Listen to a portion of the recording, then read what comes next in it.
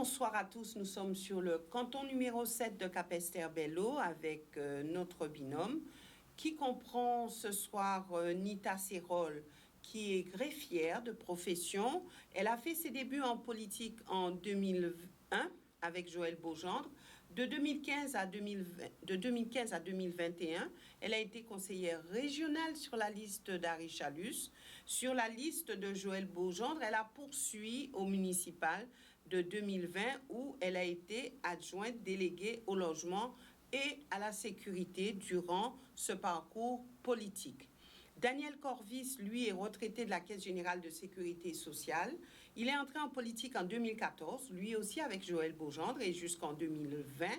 Il a été de 2014 à 2020 adjoint au maire, délégué à l'urbanisme, et je précise qu'il n'était pas sur la liste de Joël Beaugendre au municipal de 2020. Madame, monsieur, bonsoir et merci d'être avec nous. Bonsoir, Madame Boissé. Je débuterai avec vous, Madame Serol. Alors, Joël Beaugendre, vous l'avez accompagné pendant, on va dire, un moment. Vous avez été à ses côtés, ou il a été à vos côtés, puisque je suppose qu'il y a quand même des échanges d'expérience à ce niveau-là. Alors, vous avez été adversaire, ou vous êtes adversaire sur ce canton de Joël Beaugendre, puisqu'il a choisi d'accompagner Madame Atilip et Monsieur Silo. Donc, que s'est-il passé? Pourquoi ce désamour? Alors, bonsoir Madame Boissé, bonsoir Capesterre, bonsoir la Guadeloupe. Nous ne sommes pas des adversaires, mon binôme et moi, de quiconque dans cette élection. Nous sommes des élus qui avons une expérience. Nous voulons mettre cette expérience au service de la population. Nous n'allons pas contre des candidats dans cette élection. Nous allons aux élections pour apporter un bien-être. Nous allons à cette élection parce que nous aimons les gens, parce que les conseillers départementaux sont des conseillers de proximité. Et pour cela, il faut aimer les gens. Donc, nous ne sommes pas adversaires avec M. Joël Beaugendre. Ce qui s'est passé, c'est que nous avons attendu, et M. Corvis a été très correct. Nous avons longtemps attendu avant de déposer notre candidature. Monsieur Corvis le confirmera, il a appelé le maire. Nous n'avons pas eu de réponse. Il a confirmé sa présence à cette élection. Donc, nous n'avons pas eu de réponse du maire. Le groupe s'est un petit peu disloqué, comme vous l'avez compris, à la suite des élections municipales où nous avons été battus. Donc, voilà, monsieur Corvis, c'est un engagement vis-à-vis de lui que j'avais déjà pris bien après ces élections, bien avant ces élections, parce que c'est quelqu'un qui m'a beaucoup apporté. C'est grâce à lui si j'ai été une conseillère régionale. Donc voilà, moi je tiens à la parole donnée, je tiens au respect de la parole donnée, je le redis encore, puisque c'est important, c'est quelque chose qui est décrié vis-à-vis des élus. Hein. Donc moi j'ai fait un choix, et donc j'ai décidé d'accompagner mon ami avec qui nous avons travaillé ensemble déjà.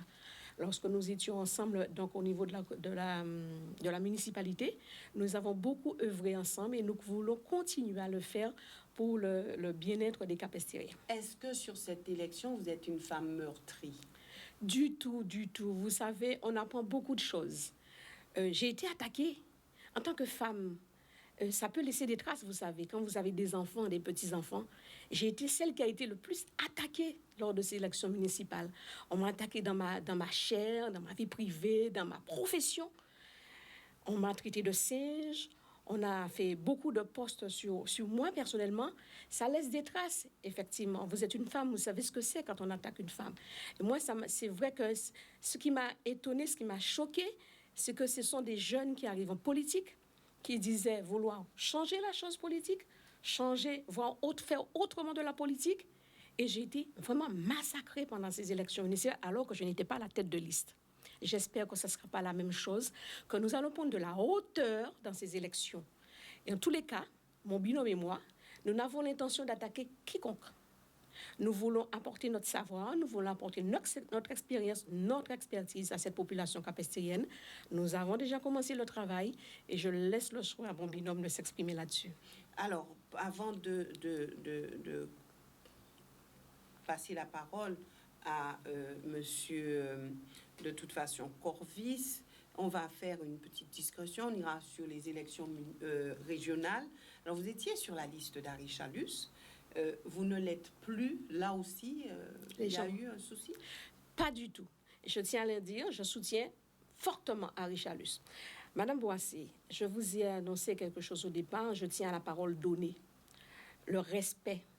Je pense que la politique est noble. Mais c'est nous politiques, qui faisons que la population, on est décrié, on est malmené, parce que la population ne comprend plus rien de ce qui se passe. J'étais effectivement avec Harry Chalus, je salue le travail de M. Harry Chalus, mais ne voilà-t-il pas que pour préparer ces élections départementales, moi je le dis en toute sincérité, le président a souhaité que je fasse binôme avec le maire en place. Le maire en place est venu me voir aussi à ce sujet vaguement. Le président est revenu là-dessus. Et c'est là que je lui ai donné mes raisons, les raisons pour lesquelles que je ne pouvais pas être aux côtés du maire en place. Mes raisons, la parole donnée à M. Corvis, le respect de la population, le respect surtout des élus qui ont accompagné le maire dans son combat pour gagner les élections. Car il vient de gagner une élection et il a des personnes, il a des femmes et des hommes à côté de lui. On ne gagne jamais une élection seule. Tout le monde c'est moun, tout le monde ni mounayo. Donc moi, je lui ai dit que je ne pouvais pas être à ses côtés parce qu'il a gagné avec une équipe. Je pense que son devoir, c'est de mettre en avant ces femmes qui l'ont accompagné pour gagner ces élections. Tout simplement. Voilà. Donc moi, je pense que c'est important pour moi. Et mon président m'a dit que c'était tout à mon honneur. Voilà. D'accord, donc c'est vraiment un choix responsable et éclairé que vous avez fait. Absolument. Mais vous dites qu'il n'y a pas de souci. Du tout. Je soutiens fortement M. Harry Chalus. Vous ferez campagne pour lui sur la commune de Capesterre. C'est le cas, parce que les gens m'interrogent. Vous imaginez bien que les gens n'ont pas compris. Beaucoup sont venus me dire, pourquoi tu n'es pas sur la liste? Tu as beaucoup travaillé, on t'a beaucoup vu. Mais il y avait un choix à faire, donc j'ai fait le choix d'accompagner mon binôme. D'accord.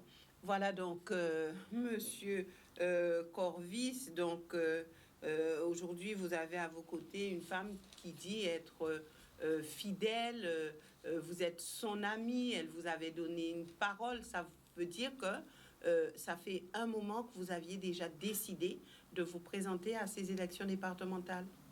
Oui, Madame Boissé, je voulais quand même dire bonjour à vos téléspectateurs, notamment aux téléspectateurs du canton de Capesterre-Belle-Eau. Le canton de Capesterre-Belle-Eau, on aura l'occasion de le redire, mais qui part de Fouachaud, de Sainte-Marie, donc jusqu'à la Plaine. J'ai une femme que je ne découvre pas, aujourd'hui, une femme avec laquelle je travaille depuis je suis entré en politique. Et je peux vous dire que nous avions déjà échangé sur cette question de participation au départemental, et nous avons même avant réfléchi à mettre en place à Capesterre-Belle-Eau un lieu d'accueil de la population capestérienne. Alors on n'a pas fait, puisque certains de notre majorité avaient mal interprété cette démarche. On n'a pas mis en œuvre. Par contre, depuis 1 an, je peux vous dire que nous travaillons ensemble dans un espace que pompeusement on a appelé le BIC. Vous connaissez un BIC en Guadeloupe, mais nous on l'a appelé Bureau d'information et de conseil. Alors dites-moi, Oui. Daniel Corvis. Oui, madame. Alors vous dites avoir été, mais aux côtés de Joël Beaugendre, en tant que fidèle, puisque vous avez été son adjoint. Alors lorsque vous vivez ce qui se passe aujourd'hui sur ce canton de Capesterre-Belle-Eau, comment avez-vous analysé, comment avez-vous reçu on va dire, ce positionnement de Joël Beaugendre, l'ancien maire? Son positionnement actuel? Oui. Alors là, vous me demandez d'interpréter toute la réflexion qu'il a eue. Je ne saurais pas le faire. Par contre, ce que je saurais dire, qu'il est normal que chacun prenne position, notamment par rapport à une élection majeure, qui est l'élection du conseil départemental, et que chacun se positionne. Nous avons choisi de la chose sociale, nous avons choisi le service à la personne.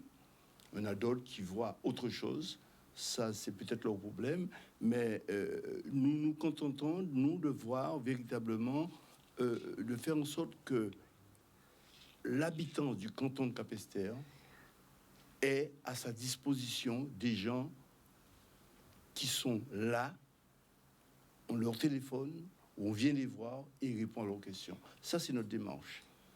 Nita Sirol, quelle est votre vision de ce canton? Pardon? Votre vision du canton. Alors, voilà un canton où il y a eu des choses de fait. On ne peut pas dire, là c'est notre leitmotiv, ne critiquer personne, dire que rien n'a été fait et rien ne sera fait. Alors, dans ce canton, c'est un canton où il y a une zone rurale et nous avons le bourg spécifiquement. Nous voyons, ce que nous voulons faire, c'est rapprocher tout ce petit monde. Et je pense, est-ce qu'on aura le temps de développer tout ce que nous voulons faire? Non, on n'aura pas le temps. Non, mais donc, nous voulons donc l'essentiel. rapprocher tout ce monde-là pour les aider, se servir des leviers que le département nous propose, parce qu'il existe des leviers que le département nous propose pour pouvoir effectivement apporter tout cela au niveau de Capesterre et au-delà, avec nos propositions, ce que nous allons essayer de mettre à Capesterre, ce que nous allons mettre en place, puisque nous espérons être les conseillers départementaux de ce canton, et pouvoir aller plus loin au niveau du département. Le canton de Capesterre est vaste. Vous avez une zone rurale, donc vous avez l'agriculture, vous avez la pêche, donc vous avez des personnes âgées sur tout le canton, parce que nous aussi, à Capesterre, nous avons déjà beaucoup de personnes âgées, donc vous savez qu'ils rentrent de la compétence du département. Donc nous pensons effectivement, avec le BIC, être à l'écoute, apporter notre aide. Ce que nous avons remarqué en recevant les gens, c'est que les gens ont besoin d'aide. Beaucoup de personnes ont besoin d'aide dans ce pays, dans cette commune. Donc, nous voulons apporter donc notre expérience. Nous voulons, et en plus, ce que je vais vous annoncer, quand nous serons conseillers départementaux, par rapport au travail qui se fait déjà, avec le mandat que nous allons avoir, mon devis est déjà pratiquement établi, faire venir, par exemple, des avocats pour pouvoir répondre aux demandes de ces personnes qui ont besoin d'aide. Et nous irons plus loin dans ce canton. Nous allons nous déplacer chez les gens qui ne peuvent pas se déplacer, parce que bien souvent, les gens ne peuvent même pas payer un taxi pour aller dans le bourg, pour faire leurs courses. Donc, il y a du travail. Comme je vous dis, je ne dirais pas que rien n'a été fait. Financièrement, vous pourrez, en étant au conseil départemental, est-ce que vous pourrez aider tout le monde, puisque selon ce que vous dites tous les deux, la tâche est lourde, il y a beaucoup à faire. Alors, est-ce que vous aurez les moyens financiers qui vont avec vos ambitions? Ça sera à nous de faire en sorte que tout cela se fasse et appeler d'autres personnes à nos côtés, parce que moi, ce que je pense et ce que j'espère, ce que nous faisons là, dans la mesure où nous avons constaté que socialement, il y a un problème, c'est appeler d'autres personnes qui travaillent dans d'autres organismes pour pouvoir apporter leur soutien, leur connaissance, pour pouvoir aider ces personnes. Le soutien financier, on verra après, parce que pour l'instant, tout ce que nous le faisons gratuitement. Nous ne faisons pas pour attendre quoi que ce soit en retour. Alors, qu'est-ce qui vous différencie des autres binômes? Qu'est-ce qui fait votre force? Je n'ai jamais été un élu fantôme. Je n'ai jamais été élu fantôme, que ce soit au niveau du conseil municipal de Capesterre-Belle-Eau, que ce soit au niveau de la région. Quand je m'engage, je m'investis. On peut louper une ou deux choses, mais la population capestérienne vous le dira. Madame Sirol, elle mouille le maillot.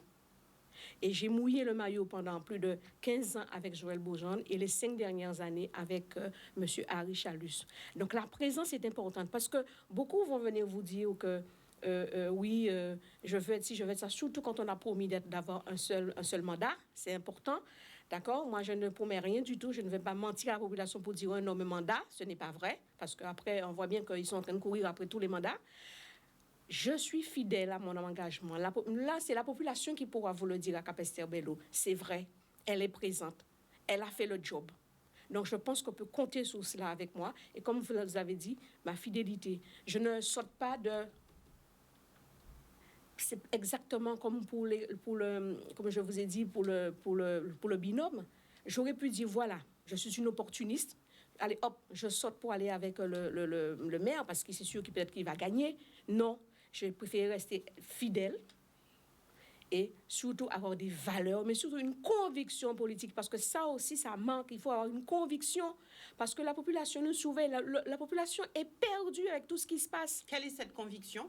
Eh bien, vous savez, on a une conviction politique. Vous avez un groupe, vous avez une trajectoire avec ce groupe, mais j'ai préféré rester dans ma trajectoire et aller droit devant, droit dans mes bottes, avec ce que j'ai décidé de faire. Ne pas dévier, ne pas être dirigonfiste, ne pas être opportuniste. Même si je perds ces élections, nous allons continuer à travailler pour les Capestériens. C'est ça, un de nos engagements. Voilà, monsieur Corvis, donc on a eu la vision du canton. Vous partagez, je suppose, ce qu'a dit Madame Sérol. Seule position que je ne partage pas quand même. Allez-y. C'est qu'on va gagner. Ah, vous ne partagez pas le fait qu'il y ait cette Même éventualité voilà. que vous puissiez Voilà. perdre ces élections. Tout à fait. D'accord. Donc vous dites, on va gagner. C'est cela. Et vous en êtes convaincu? J'allais dire presque la certitude. Vous êtes face quand même à un maire en place. On Oui. dit souvent que les Oui. maires en place Oui. Sauf... partent avec un train d'avance. Oui. Oui. Un transport en commun d'avance, on dira, puisqu'on en Guadeloupe. Un transport en commun. Oui. D'accord. Je dis la phrase comme elle se dit. Je suis d'accord avec vous. D'accord. Mais je l'ai tropicalisé. Si le transport en commun va moins vite que le train. C'est vrai. Mais notre avantage, si on peut dire, c'est qu'on a une disponibilité totale. On est en place déjà à faire un travail et qu'on continuera à faire et à amplifier. Vous parliez tout à l'heure de choses financières. Vous savez, l'accompagnement ne dit pas forcément donner de l'argent aux gens. J'ai vu hier une déclaration d'impôt que j'ai fait pour un jeune. Eh bien, il m'a remercié de l'éclat qui est sorti de ses yeux. Il m'a remercié de son sourire. Et je ne lui ai pas donné d'argent. Je l'ai accompagné et je l'ai montré pour les prochaines fois comment remplir sa déclaration d'impôt. Eh bien, ça, c'est un geste, il m'a dit, je ne l'oublierai jamais. Donc, il n'est pas nécessairement obligatoire de mettre de l'argent et donner. Les gens ne demandent pas d'argent, ils demandent leurs droits. Et nous, notamment, on leur dit justement, vous pouvez avoir droit à telle ou telle autre chose. Et les gens prennent ça avec beaucoup de plaisir. Mais est-ce qu'il n'est pas plus facile d'agir lorsqu'on n'est pas élu? Parce que lorsqu'on regarde, les gens qui arrivent sur ce plateau disent oui, mais les élus, ils font rien, ils n'ont rien fait et tout. Et lorsque vous êtes en association, par exemple, lorsque vous n'êtes pas dans un parti, dans un groupe, selon ce que je comprends, vous arrivez à agir plus que si vous n'étiez élu. Pas plus. On est quand même limité. Vous dites la même chose, madame? Je le laisse terminer. On est quand même limité parce que quand on prend le cas de vraiment ce qui nous intéresse aujourd'hui, c'est le conseil départemental. La compétence, et on l'a, comme vous dites, vous l'avez dit avec d'autres candidats, une compétence en majorité sociale. Il y a, me semble-t-il, des choses à faire monter au niveau du conseil départemental. Nous avons vu dimanche dernier une jeune fille de La Plaine, qui se réveille à 4 heures du matin pour aller à l'école à Port-Louis, tous les jours. Elle me dit, qu'est-ce que vous pouvez faire pour moi? Les parents me disent, je ne peux pas payer 800 € de pension à Port-Louis pour mon enfant. Il y a une réflexion à mener dans ce domaine-là. Je serai dans une association, on serait en tête-à-tête à recevoir les gens, on pourrait leur dire, OK, on a entendu. Mais il faut qu'on pousse cette question-là plus loin. D'où peut-être, alors, oui. Bon, ça je lance une idée comme ça, d'où peut-être la nécessité que les associations aient un espace au niveau de l'Assemblée départementale. Je ne sais pas comment on peut le faire pour faire remonter les doléances. Parce que ce qui se dit, c'est que quand les associations font part aux élus, ben, il n'y a pas de remontée et il n'y a pas de réponse. Donc, est-ce qu'il ne faut pas penser un autre modèle? Est-ce qu'il ne faut pas penser un système où les associations pourraient faire remonter, où elles seraient entendues directement? C'est peut-être quelque chose à faire, mais pour l'instant, il y a le conseiller départemental qui, lui, doit être. Mais souvent, on dit qu'il ne fait rien, Monsieur Corvis. Oui. Alors, comment voulez-vous faire? Comment voulez-vous faire? Puisque c'est un constat, pas seulement à Capesterre-Belle-Eau. On est d'accord. C'est un constat sur tous les cantons, quand j'entends les binômes s'exprimer sur ce plateau. Je ne participe pas à l'idée, en tous les cas, quand les gens disent que les gens ne font rien, je ne suis pas d'accord. Un conseiller départemental, et même un élu, fait des choses. Maintenant, on arrive derrière pour proposer autre chose ou alors optimiser ce qui se fait déjà. Mais je ne dirais pas que quelqu'un qui était là pendant 6 ans n'a rien fait. Elle a peut-être même fait une seule chose, mais elle a quand même fait quelque chose. Et le cas de la jeune fille en question, nous avons déjà commencé à Madame Sérol et moi, à chercher qu'est-ce qu'on peut faire. Est-ce qu'il y a un problème d'équilibre du territoire à mettre en place? Est-ce que est-ce qu'elle est seule? Puisque si elle prend le chaos scolaire à Capesterre pour venir pour lui, c'est qu'il y a d'autres qui viennent de Trois-Rivières, de Goubert et de Basse-Terre. Comment peut-on imaginer une discipline qu'elle a choisie, on puisse la faire pour lui et non ailleurs? Ouais. Madame Sérol, sur la question que je viens de poser à Monsieur Corvis, concernant sur les associations, sur les remontées au sein de la collectivité départementale. Monsieur Corvis ne vous l'a pas dit, mais j'entends tout ce que vous avez dit et sa réponse est parfaite.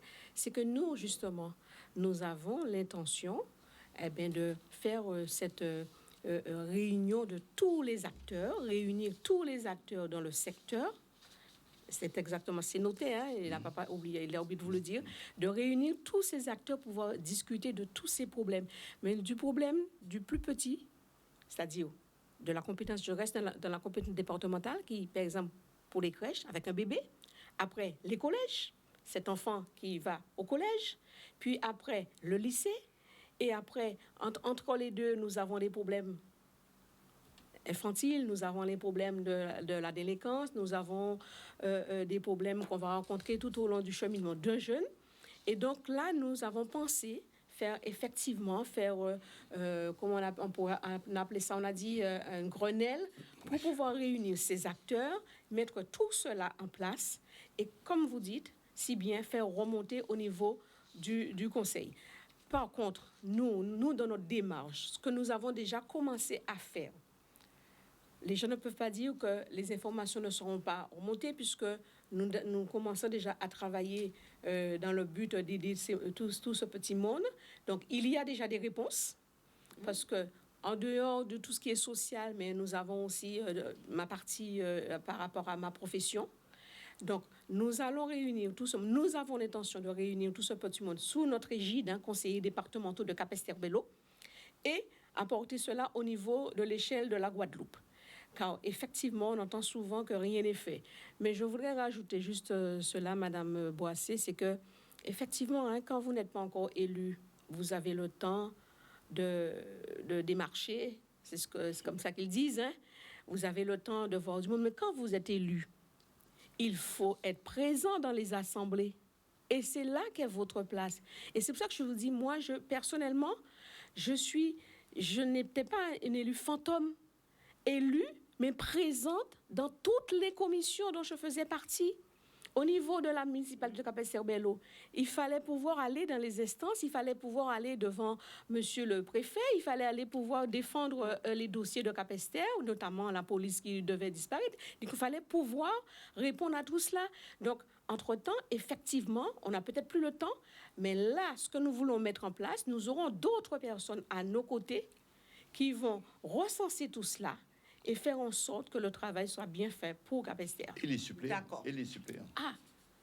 D'accord. Alors, j'aimerais quand même vous laisser une citation qui nous vient de Cicéron, qui est un homme d'État, un homme politique. Il était aussi philosophe, et il dit « Ce qui doit être obtenu par le mérite, on cherche à l'avoir à prix d'argent. » Qu'est-ce que ça vous inspire, Madame Sérol? En tout cas, ce n'est pas notre cas, puisque vous avez bien vu tout au long de cette interview comment nous travaillons. Nous agissons sans rien attendre en retour. Vous agissez sans rien attendre. Voilà, d'où le nom de notre groupe, Ensemble Agissons. Nous n'attendons rien en retour. Est-ce qu'on peut dire quand même que ça se vérifie aujourd'hui? Je ne vais pas avoir la langue de bois. Oui. Ça se fait, oui. Moi, je ne vais pas mentir, oui. C'est vrai. OK, donc le mérite, à la limite, il n'a pas beaucoup d'importance. Mais, en tout cas, pour nous, nous voyons les choses différemment. D'accord. Alors, pour vous, M. Corvis, ce qui doit être obtenu par le mérite. D'accord. J'ai très bien compris. Et Cicéron le disait, et on peut dire que c'est encore d'actualité. Oui. Il ne faut pas qu'on se voile la face. Il y a certaines... Je dirais des examens, par exemple, qui sont plus faciles pour certains qui ont des connaissances, et c'est une réalité. Il y en a d'autres qui rencontrent des difficultés parce qu'ils sont pas connus, ils n'ont pas un nom, ils n'ont pas de parents aisés, et ainsi de suite. C'est une réalité. Mais il va falloir effectivement, quand on se rend compte qu'on essaie de bannir ce genre de choses, tout le monde doit être au même niveau. Tout le monde doit être au même niveau. Il y a du travail. Il y a du travail, comme dirait l'autre, il y a du taf. Mais on y parvient quand même, puisque je dirais que petit à petit, ça diminue. Alors, on a vu certaines grandes écoles disparaître. On a vu une grande école qui va disparaître. Oui. N'oublions pas qu'est-ce qui alimentait cette école-là. Oui, mais est-ce que l'ENA répondait aux attentes, justement, d'une société française? Est-ce que faire l'ENA, c'était juste très pompeux, on va dire? Qu'est-ce qu'il y avait derrière ça? Alors, il y a ce que vous dites est sans doute et très certainement important, mais il y a également la possibilité d'entrer, parce qu'il y a un élément de cette réforme qu'on a intégré, c'est ouvrir la possibilité d'entrer à l'ENA à d'autres classes, ce qui n'était pas possible à l'époque. Et celui qui entrait, qui était à ce niveau dans la société, eh bien, c'est dire qu'il était 2, 3, 4, 5 fois meilleur que d'autres. Donc, on voit qu'il y a des choses qui évoluent.